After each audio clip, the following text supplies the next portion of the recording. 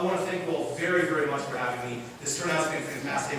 Your hospitality has been very gracious. I will be here. I'd love to take a handful of questions here while I'm still standing up here. I also want to volunteer Kim Patchett in the back. It turns out that he'll be hanging around afterwards for a little while, so if you don't get your question asked here while I'm up here, please feel free to snag any of the Facebook crew who's here today. I see a hand up here in the back. Go ahead. Yeah, Corey, in a handout that was given, you were going to talk a little bit about safety and security, Facebook. Sure. So the question was about safety and security, and that's kind of a big bucket. So there are a couple of kind of big bucket answers that I'll give, and if anybody has specific questions about, that's an issue I work on quite a bit, and I'll be happy to answer them afterwards.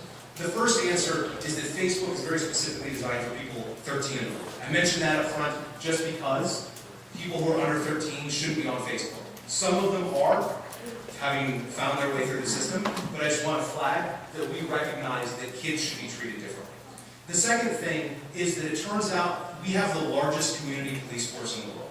When our user base sees something wrong, they report it. That doesn't mean we always get it right the first time. It doesn't mean nothing bad ever happens. But it means that you, as users, are actually our police force. So if you see something wrong, if you see somebody who's been spammed, or it looks like somebody's lost control of their account, there's a little report link on every single page on Facebook.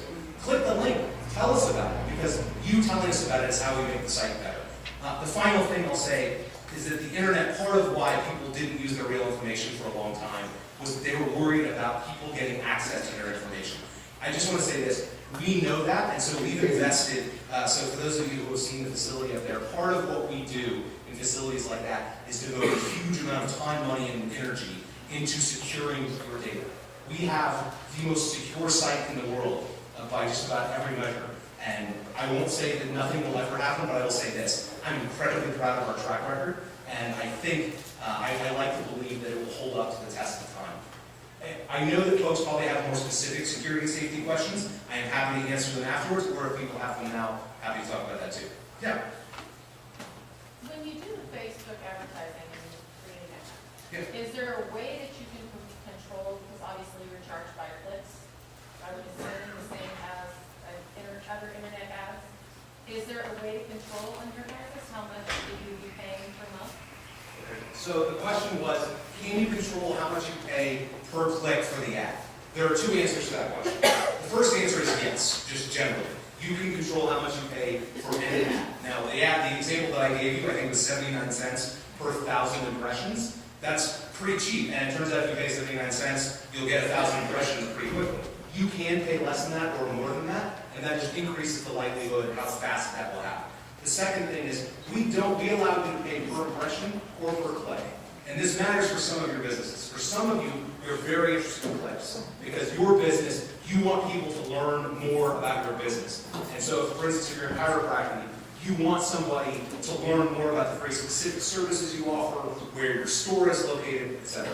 If, on the other hand, maybe you're running a big event, right? And so all you really want people to see is, some band is coming to town, or we're having a donation drive, or whatever it is. Sometimes what you want is actually just lots of people to see that little ad. And if they click on it, that's less important. So we do give you options, and you do have control over how much you want to spend on any given advertisement.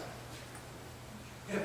How is the demographics built for those ads? How are they targeted to people? Sure. So the way that buying advertising works is you decide who you want to send an ad to. So you can break this down as simply as, I want to target users in the United States. And we have big companies that will do that. Coca-Cola will buy ads targeting the United States. Most of you probably want to target something more specific. For those of you in retail here, you probably want to target people geographically, based on the fact that they're maybe in Bend or Prineville or Madras. Yes, Madras.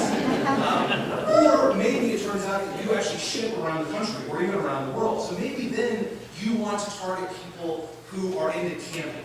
Maybe it turns out that you sell a really fashionable camping baby carrier. I don't know.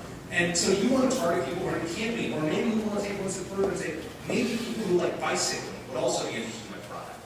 We use the targeting information that you give us to then proceed to target those advertisements to people who have told us that they're interested in that kind of stuff. One caveat here that I want to flag for those of you, some of you may have questions about about privacy. I just want to make sure absolutely clear that folks understand, we will not give you access to that information as a business owner, as an advertiser. We get asked a lot. People will say, hey, I'll buy a bunch of ads, can I then have the names and contact information of the people who look at my ad or click on my ad? Just so you know, if that's what you're interested in, there are companies out there who will sell you that kind of information. That's not the business we're in, and so we won't, but we're happy to target and deliver the ads for you. Yeah? I have a question about an event. If I'm a business and I do an event like tonight, Yeah. and I get RSVPs, is there a way to download that into an Excel file? Is there a way to download RSVPs into an Excel file? I believe the answer to that is no, and part of that is because Facebook events are designed to be dynamic. So unlike, say, kind of that traditional, like when I got married, we sent little envelopes and people sent a card back, and that was very static, kind of you mark yes or no, and that's kind of the end of the story. Facebook events are designed to let people kind of be a little bit more fluid in their decision making.